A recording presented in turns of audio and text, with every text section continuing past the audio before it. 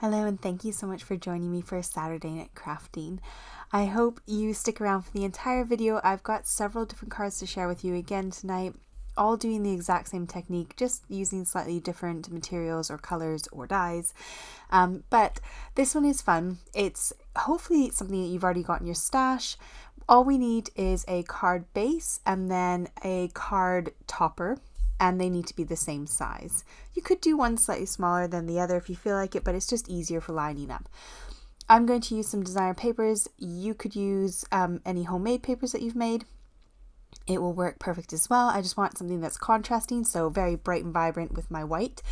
And then the next thing you need to do is go through your stash and have a look for dies that have an outline. So you could use any images. So like I have the butterfly one with the outline. I have a bunch of words with the outline. I have this one here, which has got 2 words with outlines. Anything that's got like a shadow die or an outline die is what we're going to work with today to do this technique. And we're going to have fun, and we're going to kind of do the reverse. So the standard idea would be that you cut your shadow and you put your sentiment on the top, and then you get that kind of gorgeous double layered effect. Today, we are going to use that shadow die to cut out our background and then have the word die or the actual die fit inside that. So I've got my panel here. This is the one that is not my card base, so it's just one singular sheet. In the UK, this is an A6 size, and I'm going to line up my happy where I want it to go. So I'm just going to aim for the middle of the card because that's easiest, and I'm going to die cut out that shadow die straight out of the card topper. Now normally you would want to save these little inner bits. You can do, and you can stick them in if you want more dimension. I'm not going to bother this time because I felt like it wasn't really overly missing. The other thing I'm going to work with is some fun foam. This is just cheap fun foam that I got from either the dollar store, pound shop, something like that. Just really, really cheap fun foam. You can use foam tape. That works just as well. I just wanted to be able to cut it to size. And I'll show you another trick that you can do with fun foam in a minute as well, if you would like to get a more precise size and measurement. So I'm just going ahead and adding on some fun foam to the back of this panel to make it pop up off the card. I'll show you why in a minute. I do like the look better of it being popped up. You don't have to, but you will see in a second just the difference in how it looks. So I'm adding fun foam on those little skinny tricky bits, which is kind of annoying, but that's where the fun foam's quite easy because you can just cut yourself a tiny sliver. But those little bits I need to pop up, otherwise they're going to sag and look a bit funny. So I did that on all of them. You can see here it looks a bit funny from the back, but on the front it looks totally normal. Now I'm using my stamp platform purely for the corner, and you don't actually need to do this. You could, because they're the exact same size, you could just line them up quite easy. It's not too difficult to do, but I wanted to make sure I got them exactly on top of each other. So I put my card base in, and then I put my card topper on top of it and just nudge them both into that corner. You could, of course, use something like a scoreboard as well. That tends to have those kind of 2 edges to it. So while this is drying, I'm going to go ahead and die cut out my happy out of my bright, vibrant paper. This stuff from Paper Rose is really lovely because there's no actual real pictures on most of it. It's just sort of like an alcohol ink type of background. So when I've got that die cut out, I can go ahead and add some adhesive onto the back of it and then just pop that straight into the middle. And that is the overall effect we're going for. So instead of having it as a shadow around the words, we're going to create like a proper shadow using the card. It just gives this really cool kind of popped up effect, but it's popped down. I don't know if that makes sense. So this is the basic version here. You can see the difference in it, but we can also jazz it up a little bit by adding a bit more texture to the background.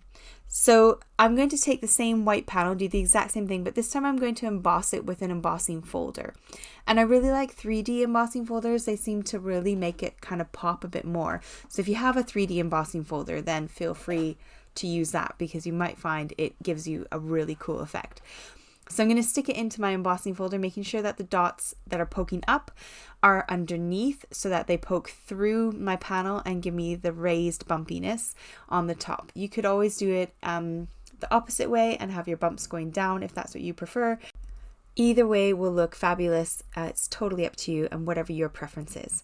So now I've got this embossed panel. I'm going to do the exact same thing as before, and I will add my fun foam all over the back of it and then stick it onto my card base. Now, if you haven't got an embossing folder, you could always take a really light colored ink or embossing ink and do some stamping all over the background, just to add a bit more texture to that card panel, but not take away from the color of the words. So here's what I was talking about before. So on the left is when I've popped it up with foam, and on the right is when it's just all flat. So there's no foam behind that top panel, it's just flat, and then the word is glued inside that shadow outline. It just doesn't have that same kind of popping off the card effect. It still looks lovely and nice, but there's something more magical if you stick some foam behind that top layer on your card panel. You just get a different look. It just gives it a bit more character. I really like how it looks with that foam behind it. So let's move on to the next one. I'm going to do the exact same thing, but I'm going to use the butterfly just to show you how that looks.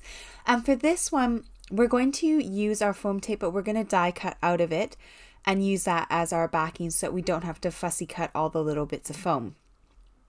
So for this, my card base is 5 by 5 inches. So I'm going to cut this 1/8 of an inch smaller than my card base, and you could go a little bit smaller than that as well, just so that foam sits nice behind that top panel and it's not going to poke out anywhere and be obvious that it's there. So you can see here I've got that little bit of an edge all the way around the card where there's that bit of gap. Now once I've lined it up from behind with that piece of foam nice and centered, I'm going to just mark it with a pencil where my die needs to go in order to cut the die out of the same spot on the foam as it is on the front, so that foam stays nice and hidden behind. So I've marked it up, and then I'm just going to go ahead and pop this through my die cutting machine. It's really, really important that when you're working with foam, you only run it through once. Do not go backwards and forwards, just go forwards. Don't go backwards. When you go more than once, it stretches the foam and warps it. But if you go just once, it will cut it perfectly, and it should be exactly identical to your original pattern that you cut out of your cardstock. So just bear that in mind when you work with foam. Don't cut more than once, just cut it once. If you have an edge that's still poking out a little bit, maybe it got a bit squashed and it has expanded the foam slightly, just trim it off with your scissors. I'm going to do the same thing again. I'm going to add liquid glue. I find liquid glue works really well with foam. I don't find that it squidges very much, and it seems to dry quite quickly. It doesn't seem to take too long. Don't get me wrong, I'm not sat there trying to pull the top off the bottom, but it does seem to work quite well. Now for my butterfly that I'm putting on the top, I thought it'd be fun to try and curl the wings up a bit and just put glue right in the middle of the body of the butterfly. So I've only got glue in the middle. I'm going to stick it down, and then those wings are kind of popping out from that card and getting even more dimension going on. So if you have a die like this where it's symmetrical, you can kind of manipulate the sides of it and make it pop off even more and become even more 3D. And obviously when you put this in an envelope, it'll go flat, but it should kind of pop back up and spring to life once you pull it out the envelope. So there's a butterfly version.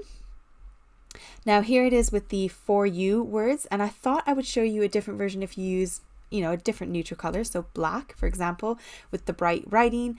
And then for the black one, I actually used my ultra thick foam tape. So this foam tape, I can't remember how thick it is, but you can see it's about double what normal foam tape is. So you could just double up your foam tape, but it just gives even more of that kind of pop of shadow going on that word. Now to finish them off, I'm going to keep it really simple. I've got these sentiment strips from Pink and Maine. And so I'm going to just dig through my stash, find sentiments that I like the look of. And obviously I've already got happy, so I don't need happy on my card. I just need the birthday. This set I've got with the coordinating dies, but I really wanted it on a bit of a banner so that it matched. And obviously when you cut it out with the coordinating dies, it's cutting the happy and the birthday together. And I don't want that. I want just the birthday. So I'm going through this little die set, finding the little banner that fits the birthday word perfectly. And then I'm just going to ink up the birthday and not the happy. And then that way I've got more use out of that stamp set, and I've got exactly what I want in a nice cute font that goes with the font of the happy I've already got. And then that way that happy is staying as the focal point, and it gets to be its bright, beautiful self. So I kept my ink nice and neutral. I went with black ink so it wasn't taking away from that happy and all the bright colors on there.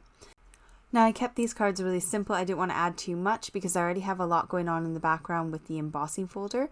But I did have some of these little kind of flat back plastic water droplet type things. Resin droplets, I don't know what they're called, but I got them off of Temu for quite cheap and they arrived today, so I thought, I'll pop some of them on. Now, one of the other things I like to do is add a bit of color. So I took these and added a purple Sharpie to the tops of them. This takes like 2 seconds to dry, and then it just kind of coordinates the color a little bit more. Because this one didn't have any embossing in the background, I felt like it was missing something, so I added a little splash of extra color. Now for the butterfly, I just stuck birthday on the center. I didn't feel like it needed anything else. I loved how it looks. And I'm going to leave the other butterfly blank. So the one on the left is just going to stay as is, because then I can add a sentiment on. I can say congratulations, happy birthday for you. I could put whatever I want on it when the time comes to need that card. And for this one here, I wanted to add a bit more to the background, but I didn't want to stick any of those kind of gems on. It's really hard to do. It's really hard to stick down little flat backs when the whole surface is bumpy in a very nice bumpy pattern. So I was really struggling with putting them down and being as happy with the placement of them. So I thought I would grab this wax from lisahortoncrafts, and it's like a gilding wax type thing. I've got it in silver and gold, and so I went ahead and just very, very gently rubbed over the top and put some silver down, which then touched all those bumps and then gave a little bit more emphasis to that, and then I felt like I could leave this card front alone. This one here I'm going to leave as is, but I might add in like a happy birthday somewhere on it when it comes time to giving it to the recipient. So I hope this gives you some inspiration on what you can do with your layering dies if you have got them, and how you can maybe make another kind of funky version of card with it. Instead of just backing your die cut with the shadow outline, you could take that shadow outline and die cut it out of your card front. So I hope you have fun with me today. I look forward to seeing you again next week. Happy crafting. Have a great weekend. Bye.